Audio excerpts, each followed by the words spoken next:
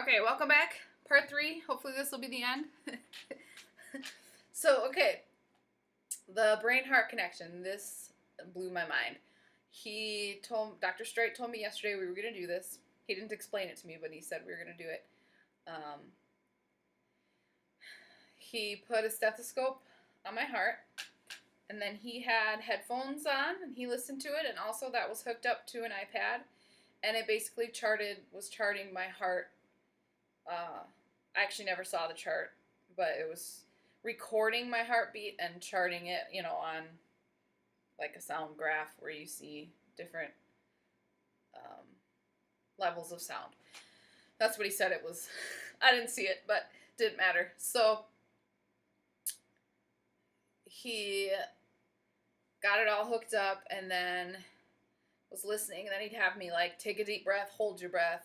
Okay, you can breathe. Most of the time I was just breathing normally. There were a few times where I had to like hold my breath at different stages of a breath and hold it for a little bit. So then here's what the test is that he listens to my heart and he's listening for specific things. He's also recording it. Then he puts the headphones on me, and he said he plays it back. It wasn't clear to me. He must have played it back because that's what he said he did. But the stethoscope was still on my heart. So actually when he was doing it, I wasn't sure if I was listening to what was beating right now or if it was the recording. But he said it was going to replay the recording, so that must be what he did.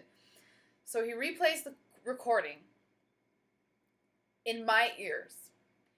And this was funny at the beginning. He said, now what this does is, I really like this test. It's fun for me, but not for you. Or maybe not for you, he said, because a lot of people will experience a disruption, a physical disruption. They'll react in some way to the sound of their own heartbeat. When he said that, I was like, yeah, I'll probably be fine. I didn't expect anything to happen. Okay, so he records it. He plays it back for me, and I'm listening to it. It's cool to hear your own heartbeat. But, I'm not thinking anything about it. It's my heartbeat. It's not like I have any mental rejection of my own heartbeat that I'm aware of. Like, no conscious mental rejection. But shortly after he started playing it, I did get really agitated. And something that happens to me when I get really nervous, just extreme anxiety, especially when I have to confront someone about something bad.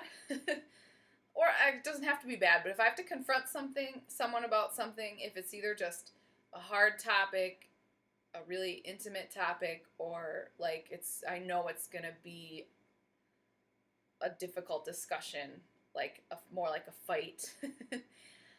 I tremble inside. It actually usually starts with outer shivering, and then it gets deeper and deeper, and it's like I'm shivering inside my gut, and it's just like this deep trembling.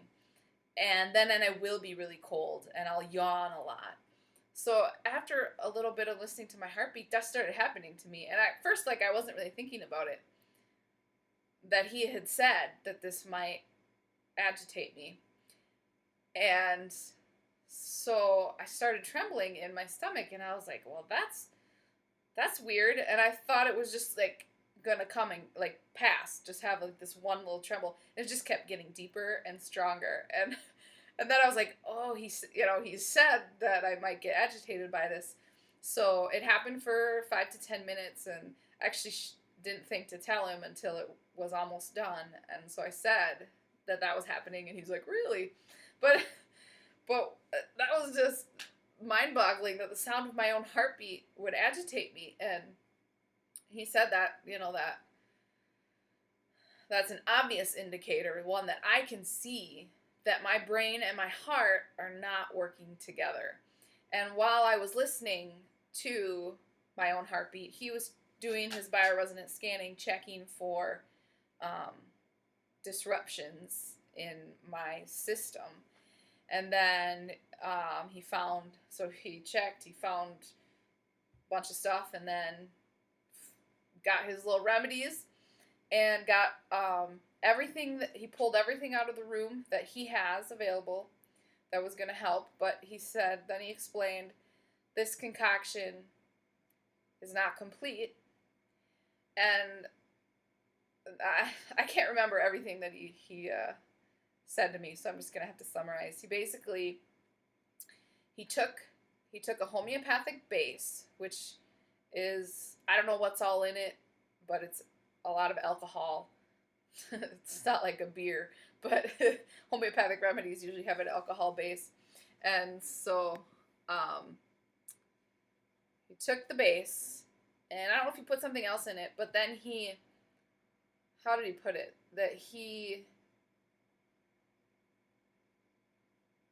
I forget the word to use, but he like drove the frequency of my heartbeat into the homeopathic base.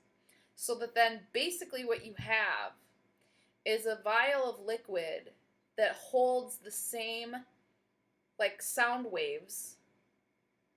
And everything that exists has an energetic wavelength. That's how we hear sound, that's how we see. That's how anything exists, is everything has an energetic wavelength. So what you basically have then in this bottle is a liquid that is now my heartbeat. I was like, what? And then he said, this will complete your remedy that will correct your mind-heart connection, that will get my brain and my heart functioning together again. And like, there's so many things that were so mind-boggling about this. First of all, it's not at all a revelation to me that my heart and my brain are not working together. I actually addressed this earlier this week. I talked about when I hadn't brought my supplements along, and the doctor told me bring them along tomorrow. And I felt so scolded, and for hours I was like feeling this condemnation. And I knew mentally that this is not a problem, this is not a big deal. But inside I was totally churned up and agitated, and I couldn't like get myself to calm down. And this has been a problem for years. And I get so frustrated with myself because I'm like, I know better than for this to be a problem. Why can't I get over this? Why can't I stop doing this? Why can't I function in this way? And it's absolutely not at all a revelation to me that my brain and my heart are not working together. It completely blew my mind that there's an ability to physically identify that, to say, yes, your brain and your heart are not working together. And then beyond that, there's a correction for it. There's a remedy that I can take this remedy, and it's going to correct the physical aspect of this. Now, I'm not saying, like, I'm somebody, I enjoy, to a degree anyway, doing the emotional work of getting healthy, of having a healthy mind, having a healthy heart and spirit, and maturing and growing. But my growth has definitely been stagnated for a long time, and I've done everything and anything that I know to do, and I push myself really hard to try to get better and function better, and it's just not happening, and it's really frustrating. And so the fact that this like physical identification of the problem and that there's a remedy that will just correct it is just like fireworks in my mind. I'm like, oh my gosh. It's also really affirming that I'm not crazy, or like I have a friend that we're not friends anymore. And part of the reason we're not friends were choices that I made. There were lines that I drew, there were boundaries that I drew. And I'm glad I drew those boundaries. They were necessary, it was important. I'm not glad that we're not still friends. But I can't say that I would do anything differently. I mean, I would do things differently now because I'm almost a different person in a lot of ways. But I got to be this person because of the choices I made. So I can't look back and say I did the wrong thing, even though I wouldn't necessarily do it the same way anymore. And I'm not saying I didn't make mistakes. I'm just saying that those boundaries were necessary. I'm sorry that it meant that that our friendship ended, but I actually wasn't the one who decided we weren't going to be friends. There were like certain things I asked for that I said, I need this to happen and this to happen and this to happen. If it can't happen, then we can't be friends. And I don't want that to happen, but something has to happen. Okay, so mostly I don't see her. But one time, I think I saw her 2 times. The one time I'm not sure it was her because I've had a problem of not being able to see very clearly, and just the setting that we were in, the way the light was, all these things that I actually, first I thought it was her, and then later I wasn't sure if it was her. But there's one time that I do know we saw each other, and I don't have regrets about what we did, and mentally about what I did and the choices I made and the things that I asked for. And mentally, and even somewhere inside of me, I have a piece about that, and I'm glad I did it, and I'm not sorry, and I'm not ashamed, and I don't think that I did anything wrong. Again, I'm not saying I didn't make mistakes. But at the same time, when I saw her that one time when I know it was her and we actually made eye contact, something inside of me just like was instantly afraid. Like as if I did do something wrong and now I'm going to have to like face up to something, some kind of consequence, or now I'm in the presence of someone who might harm me, or, you know, not physically, but hurt me or say something horrible to me. And so, like, my immediate inner reaction was this just, like, sinking feeling, just immediate fear, just like, but, and, like, and it was across the room. We never talked then or anything.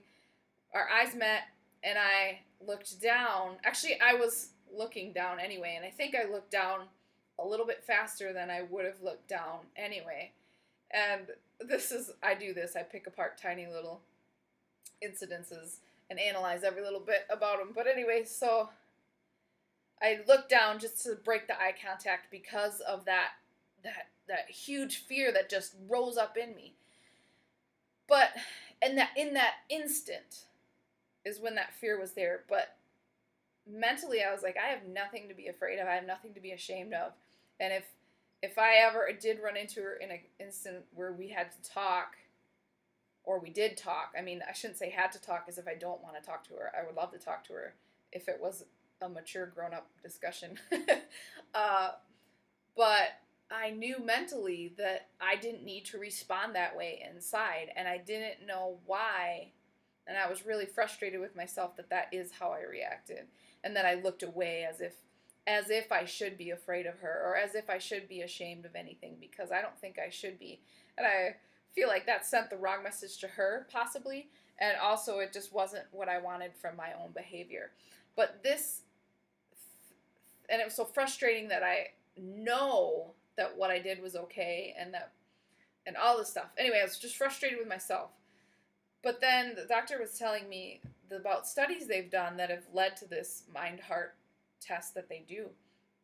The studies that were done on the heart and the brain showed that the heart responds before the brain ever has a chance to even know what's happening. Like, the heart not only responds faster, the heart often knows something is going to happen before it happens. Now, I'm not saying you can predict the future. I'm saying, like, you know something is coming, even if you don't know what it is. And I'm not necessarily saying even, like, a long time ahead. I mean, maybe milliseconds before it happens, your heart is receiving it before your brain ever has the opportunity to receive it. And that, so that like, to me, clarified how I could have two extremely different responses, where my heart just like constricted and I'm afraid and I'm anxious, and yet my brain totally recognizes there's nothing to be upset about here. And so, I mean, it was just like mind-blowing that this can physically be detected. They can see it, and then they can correct it. And the part that just like is an extreme mind-blowing part of this to me is that my heartbeat, listening to my brain, listening to my heartbeat, triggered a problem. But then putting my heartbeat into liquid form that I will then internally take is part of the solution. So it's like the heartbeat is the problem. I mean, sort of, to a degree. Like, the heartbeat was the problem, the thing that set off this reaction. And it's not really that your heart is the problem, it's the brain-heart connection. But get just, the gist of what I'm saying is, it's like the problem is also part of the solution, sort of a thing. And that was just like, what? It was just super fascinating. I can't get over how amazing this is. And how exciting it is to me that I can take a remedy that is going to help this. I mean, this is pain, sleep issues, fatigue, they certainly really affect my life. And that's a big deal. I need those things healed and corrected. But beyond that, like just quality of life and living and relationships, this has been a problem for me, is the fact that my brain and my mind, I can't get them to agree. I can't get them to work together no matter what I do. and there's a remedy that's going to help with that. No matter how many times I say it, it's just mind-blowing, and it's exciting to me. He also said that I need to be on mega doses of vitamin C, so he gave me some vitamin C. And he said, I asked what that was going to do, and he described, I don't know if I remember everything he described, but the main thing he was describing was, I am going to wrap this up quickly. I know I'm way over 10 minutes, but a heartbeat is, okay, there's like 4 parts to a heartbeat. There's 2 thuds, basically, and then the space between each thud. They all have different names. They all serve different purposes. And I don't remember, he described it all and named everything, and I can't remember. But it's supposed to go thud, thud, or thump, it's not the right words, but like thud, thud, rest, thud, thud, rest. So the first thud is supposed to be stronger. And mine is actually almost opposite. It's more thud, thud, thud, thud. Actually, it was going pretty fast. I think he said part of what the vitamin C will do is make the rest longer, which will be good, because I do always have a fast heartbeat.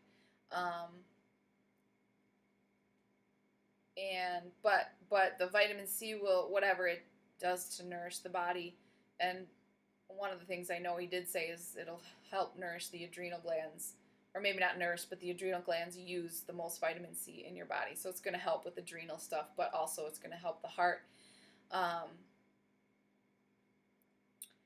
And this is where he was explaining that the heart actually makes some hormones they recently discovered. He was telling me all about how this heart research just kind of blew everything open in what was previously believed about the brain and the heart, and it actually made us understand, not us as if I knew this before, but gave the world the understanding, if you choose to believe it, that the heart is actually part of the endocrine system too. So anyway, the vitamin C had something to do with all of that, and that it will help correct the sort of backwards beat that I have, so that my first beat will be louder or stronger or whatever than the second beat, because like I said, right now they're kind of backwards. So yeah, really exciting day. That was and he said that correcting all of this will just deepen and intensify the ability of my body to heal in every way. So getting the heart and the mind in sync again and working together then helps the body, equips the body, I forget the words he used, positions you though to heal even better than you could before. And that's exciting too, because actually I've been healing pretty well since I've been here. I actually said that to him today. I was asking him a question, but I prefaced it by saying, I feel like I'm healing really well, and I was going to keep talking, and he interrupted me. He's like, oh yeah, oh my gosh, yeah. Like he's like, I'm so, what did he say? I forget the word, but it was like he's so excited and so happy to see what's happening. And in fact, today I rang what they call the well bell. When you feel like you've made huge progress in some way, you ring the well bell just to like sort of really, I don't know, announce it or declare that you have made this victory, this progress, but also the bell rings throughout the whole clinic so that it can give hope to other people too. And so today he was saying, you might want to think about ringing that, so that after we came out of the office, I rang the bell, and it was fun. Everybody's like, yeah! So yeah, good day. Sorry this one's so long, but it was really exciting. So I hope you enjoyed it as much as I enjoyed telling you.